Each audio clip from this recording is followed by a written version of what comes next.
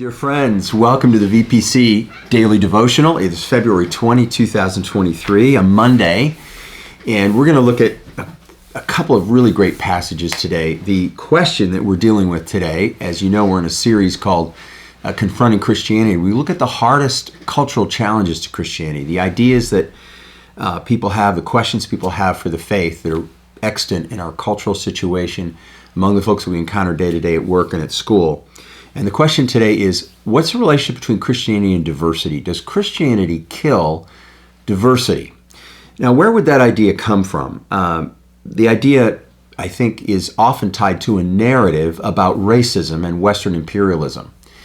And so this is the idea that Christianity is a Western white religion tied to the imperialist story in which the West moved out and discovered other parts of the world and eventually colonized different parts of the world.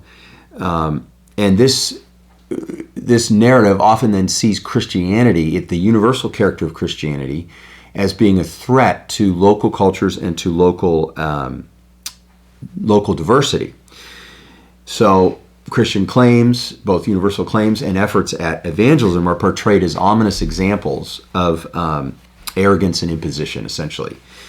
Now, I want to address that by reading, first of all, for us today from Matthew chapter 1, verses 1 and 16. So if you turn to the first book in the New Testament, to the Gospel of Matthew, we're just going to read two verses. Now, as you know, the Gospel of Matthew begins with a long genealogy, so we're not going to read all of that today. But and there's a lot of wonderful things in that genealogy. But here's verses 1 and 16. An account of the genealogy of Jesus, the Messiah, the son of David, the son of Abraham. And then verse 16, and Jacob, the father of Joseph, and the husband of Mary, who bore Jesus, who is called the Messiah. This is just a reminder in this genealogy. Matthew is making the point that Jesus was a Jew. And Geza Vermesh, Oxford scholar, once wrote a book called Jesus the Jew. And at the time, the title was considered a little provocative. I think many Christians have forgotten the Jewishness of Jesus. It's as if Jesus was born as a Christian, so to speak. And, Jesus claimed the Torah as his Bible. He came to fulfill the scriptures, the promises, and also the institutional life of the people of Israel, the destiny of the people of Israel, their work in the world. All of this was part of his mission, which he described in biblical terms from Isaiah. So it's a mistake to miss the Jewishness of Jesus. In other words, Christianity, one wonderful scholar has put it this way: Christianity did have a monopoly on Western civilization for a number of centuries, but Western civilization never had a monopoly on Christianity. Christian faith did not originate in the West, but rather the Middle East. Popular images of Jesus often portray him as a European, at least in European culture and art, but he would have looked quite Middle Eastern. And there's almost kind of a logical fallacy that's at work here. Because Christianity is connected to Western culture, doesn't mean the two things are coterminous. The example you could use, for instance, to illustrate this is about literacy. Literacy has shaped Western culture, right? Just like Christianity has shaped Western culture. And it's been shared, or in some cases perhaps imposed, on other nations around the world. Just like Christianity has been shared, and some would say imposed, around the world. But literacy predates the West, so does Christianity. Predates it. It was there beforehand.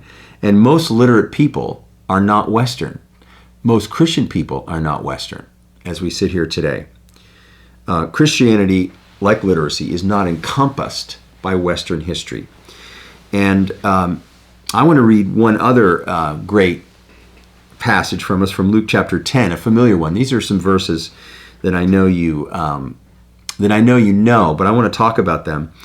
A Samaritan was traveling, he came upon someone who was injured. He was moved with great compassion. He went to this man, and he bandaged his wounds, and he treated them with oil and wine. This is beginning with verse 33. He put this man on his own animal, brought him to an inn, and took care of him. The next day he took out 2 denarii, gave them to the innkeeper, and said, "Take care of him. When I come back, I'll repay you whatever you spend." Which of these three? Now, we know earlier, this is the story of the Good Samaritan. There was a priest and a Levite who had gone by this injured man on the side of the road, left him there, and then this Samaritan had come along and helped him. And Jesus concludes this story by saying, "Which of these three do you think was a neighbor to the man who fell into the hands of the robbers?" And the person who Jesus was engaged with in this conversation said, "The one who showed him mercy." And Jesus said, "Go and do likewise." Now, the story of the Good Samaritan's usually often told in a sort of way in which it's reduced to a moral lesson about, being good to your neighbors, and going the extra mile, being willing to live in a way that's sacrificial when you see someone who has a need, and so on. And all that's good. But the sort of intensity of the story is missed unless you have the context, which is a context that has to do with diversity. And so God had implanted within the story of Judaism a universal mission. Abraham was blessed in order to be a blessing to the whole world. Isaiah talks about the way in which somehow through the suffering of the people of Israel, these in the servant songs in Isaiah, somehow the whole world is going to be blessed. There are passages that talk about the universality of the temple, the nations coming to the temple to worship. There are a number of things in which we see that the revelation given to Israel was to embody a certain kind of relationship with God that the other nations could see. There was a kind of witness quality to it. But through suffering and persecution, as well as through theological misunderstanding, Israel became more internally oriented. They developed a survival mentality in which they had to maintain an identity over against those outside of the nation. And in particular, Samaritans, because Samaritans were kind of like that awkward relationship you might have with relatives who you just don't get along with. The 12 tribes divided into 2 tribes in the south and 10 tribes in the north.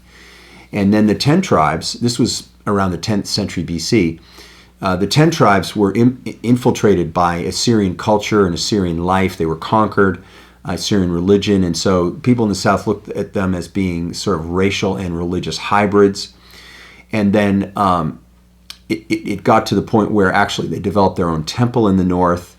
And so there was just a tremendous religious divide and competition between Samaritans and Jews.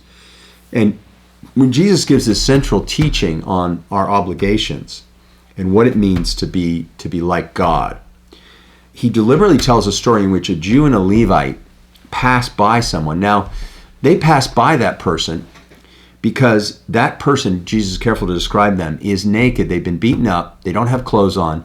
And since they're unconscious, they can't speak. So you can't identify them as a Jew. If they were a Jew, you'd have to stop and help them. It would be a primary obligation.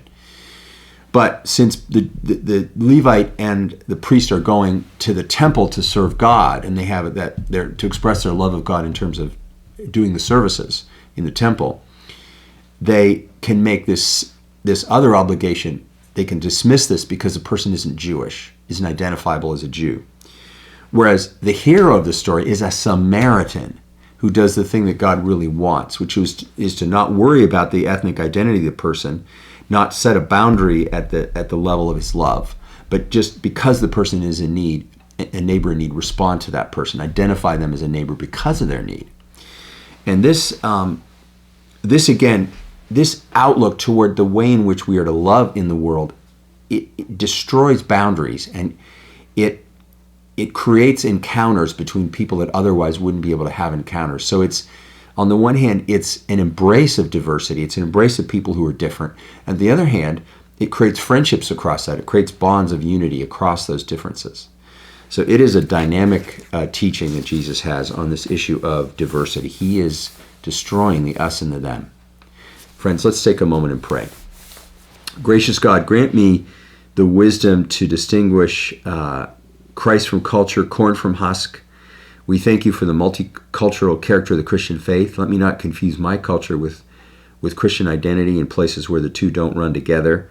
And let me be someone who lives out your commitment to universal love in tangible ways. Let us have the freedom to cross over boundaries of race and culture and background in order to touch people with truth and with care and compassion. We ask this in your Son's name. Amen.